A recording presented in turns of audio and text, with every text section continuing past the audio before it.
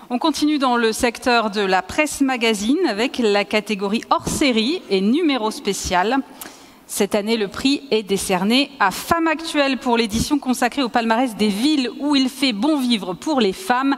J'appelle Sabrina Nadjar, Virginie Delabattu et Éric Métou.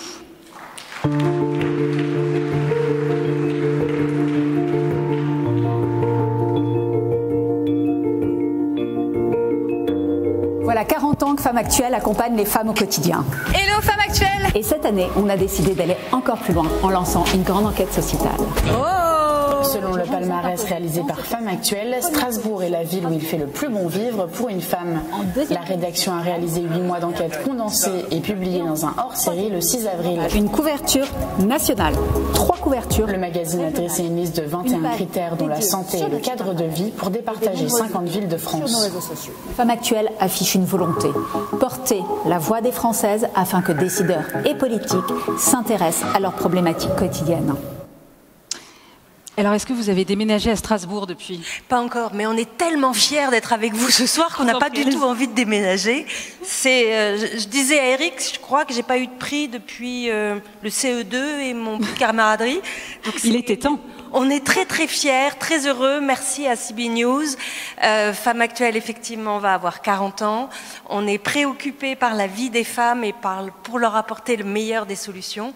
Et donc cette enquête menée par Eric était vraiment pour nous extrêmement importante. Ça s'est monté un soir à 19h. Il est bien de rester tard au bureau pour avoir des bonnes idées.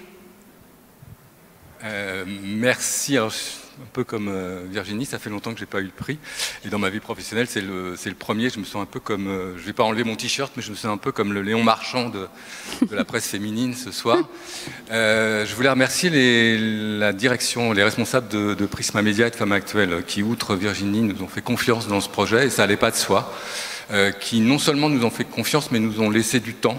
On a mis quand même une bonne année à faire ce travail.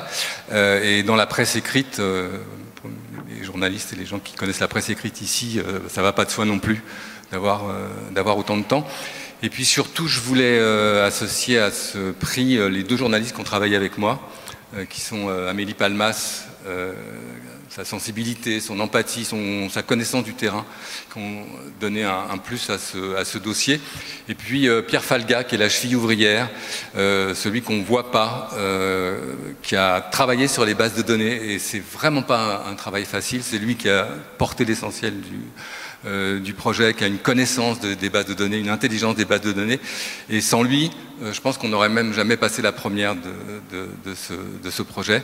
J'espère qu'on reviendra pour des projets de ce type, alors qui en plus ont du sens, c'est-à-dire de distinguer les villes qui en France accueillent bien les femmes. Pour un journal comme Femmes Actuelles, ça me paraît important, et j'espère qu'on en fera d'autres et qu'on sera encore là l'année prochaine, moi ou d'autres. Bravo, je vous laisse redescendre par votre gauche. Ah,